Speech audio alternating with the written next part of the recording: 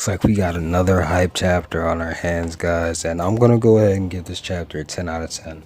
I know a lot of people aren't gonna be happy with the outcome of the Sato versus Mutsuki battle, but it's really not an ass pull. A lot of people are claiming that this shouldn't have happened and Mutsuki shouldn't have won, but there's a couple reasons why there was no way Takizawa was gonna win this battle. There's a couple reasons why. Reason number one, Ukaku users have the worst stamina out of all the Kagane types. Reason number two, he just fought Tatara, then Hoji, then Akira, then Amon, all back to back to back. Reason number three, his fight with Amon, he stabbed a hole through his entire abdomen and he was injured. And then right after that, he took a knife to the eye. So going into the fight with Mutsuki, he was already at a clear disadvantage. And on top of that, when he was fighting Mutsuki, he got blood spit in his eye. He was unable to see, giving her another advantage, and then he got stomped in the nuts. GG, you're done. She won the fight fair and square. Tokyo Ghoul fights have never been about who is the stronger person. It's never been about that, ever. If that was the case, none of the ghoul investigators would ever be able to win a fight against any ghoul. A ghoul like Banjo in part 1, I believe is a C-rated ghoul. Pretty much the lowest rated ghoul has way more strength than any of the investigators. So if it came down to who was stronger, if the fights was decided by who was stronger, ghoul investigators would always lose. You guys gotta remember that. People just need to calm down. I'm seeing mad people throwing disrespect at Ishida. I'm not liking that at all because he doesn't deserve it. There's people like, oh my god, this is turning into a shonen, all these power-ups and blah blah blah. I'm like, yo, come on, man, you guys just need to chill out. I'm probably going to be staying away from the fandom this whole entire week because I'm already seeing a high level of toxicity and I'm really not liking it at all. With that being said, now that my little rant is over, let me go in and talk about this chapter from the beginning. Starts off with Tsukiyama. He starts going in, and Naki, he doesn't remember him, and which isn't really too surprising because Naki, he's not that smart. He's not that smart, as we all know. I'm really hoping that Tsukiyama can come out with the win in this situation. The best possible outcome, in my opinion, just my personal opinion, would be Corey dying right here because I really would like this to be the end of CCG.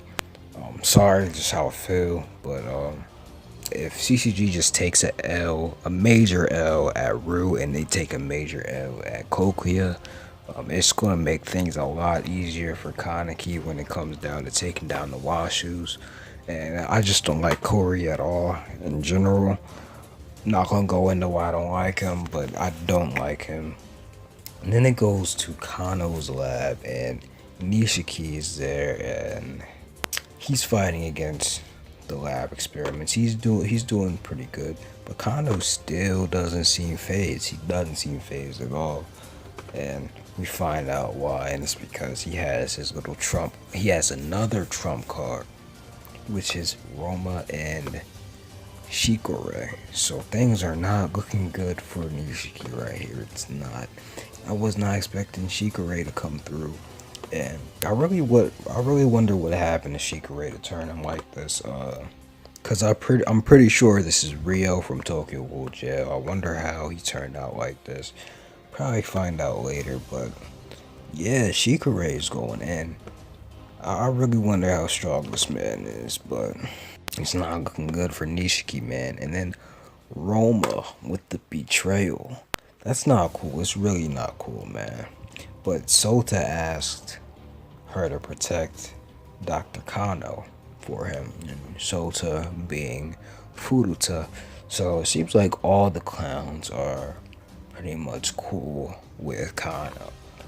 I don't even know exactly where the clowns stand in all of this. I know that Donato and Uta want to meet up with Kaneki because they said they're going to see the king. So, are they on his side? Are they against him? Are they with Furuta? Who? I really don't know. Roma's probably pretty strong, so man, Nishiki might just be screwed here. It's not looking good for him. Come on. Hope Nishiki makes it out alive. And this chapter was pretty short. I wish it was a bit longer, but then we see best girl Mutsuki. She's going in. She got her new and improved Kagane, and people are, man.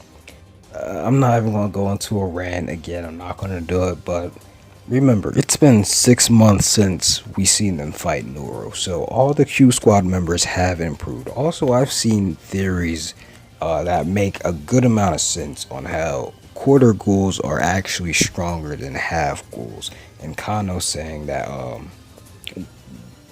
the method that the CCG uses to make half ghouls or quarter ghouls or whatever they are is actually superior than his method. So, and this actually makes sense. Think about it. Look at Psycho's Kagane and look at Urei's Kagane.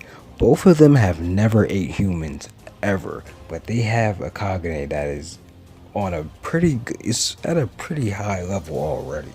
So, and we know for a fact that Mutsuki has been eating humans and to regenerate.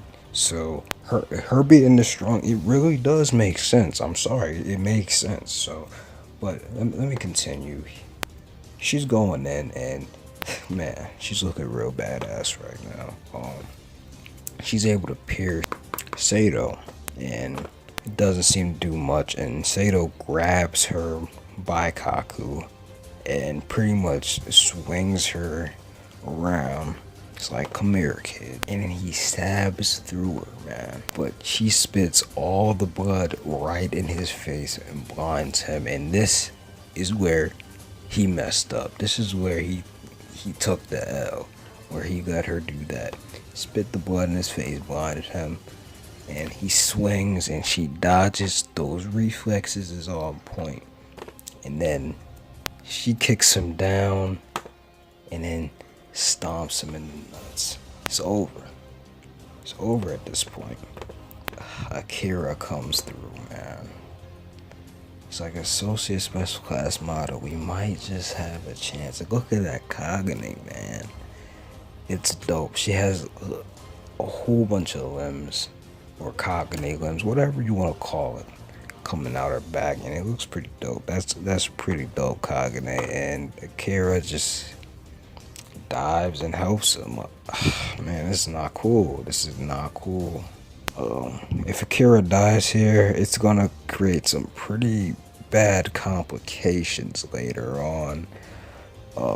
Because the rest of the people are coming through. She's gonna have to explain why she betrayed the CCG or by helping save Sato's life, and it's gonna be pretty bad. And the fact that Urei is on the way is not good, because this man is going to be looking for that credit. He's going to see 2 double S rated ghouls right here that he can wipe out and get that credit, and I don't think he's going to hesitate to do it, because he doesn't really have any reason to, unless Akira is able to accurately describe what was happening, or maybe if Amon is able to tell Urei what's going on. Maybe Urei remembers Amon, cause you know Urei's dad was in the CCG, so he's been around the CCG for a long time. He might be able to remember Amon. So I don't know. Maybe things may turn out for the best. That's really all I got to say, man. Chapter was hype. Mutsuki, she went in. I don't care if she won by using dirty, underhanded methods. It doesn't matter. There's no such thing as fighting dirty when it comes down to your life being on the line, man. It's no such thing. If you could win by doing underhanded tactics, then do it.